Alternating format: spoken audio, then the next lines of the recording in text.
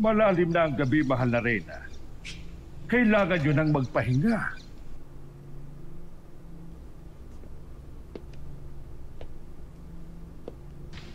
Imaw, alam mo ba kung ano ito? Ang alagang punla ni Inuo. Inuo? Siya ang inkantado na nagligtas sa'yo nung ikaw ay sanggol pa lamang.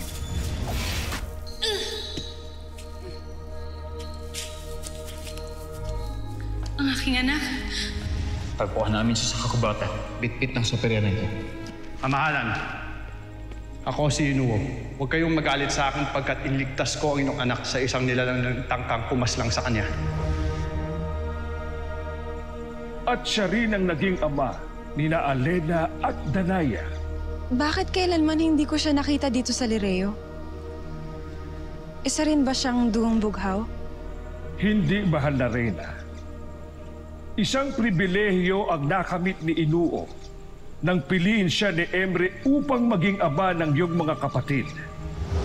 Ngunit dahil walang karapatan ng mga ama sa kanilang anak na sangre, kaya't pinili niya ang lumayo.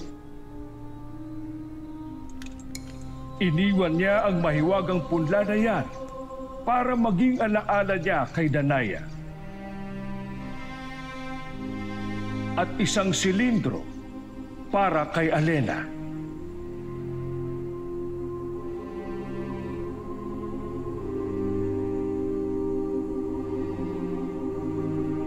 Nang iniwan niya ang kanyang mga regalo kina Danaya, hindi na siya muling nakita pa dito sa Encantadia. At kung kailan kailangan ni Danaya ng alaala sa kanyang ama, hindi man lang niya ito kasama.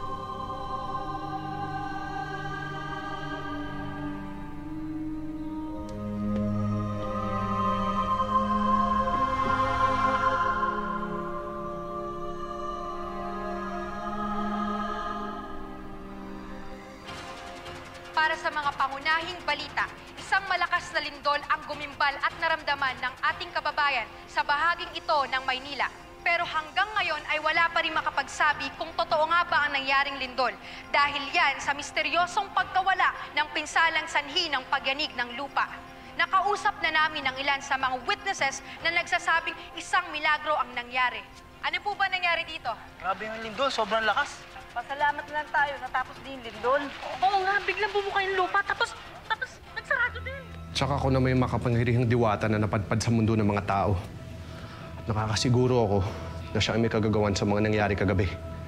Boss, tingnan mo itong nagpa-viral video ngayon, oh. Tingnan mo. Sigurado magkaka-interest ka dito.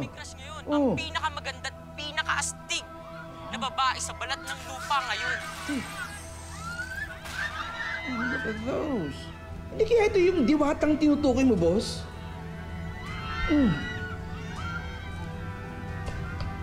Galing.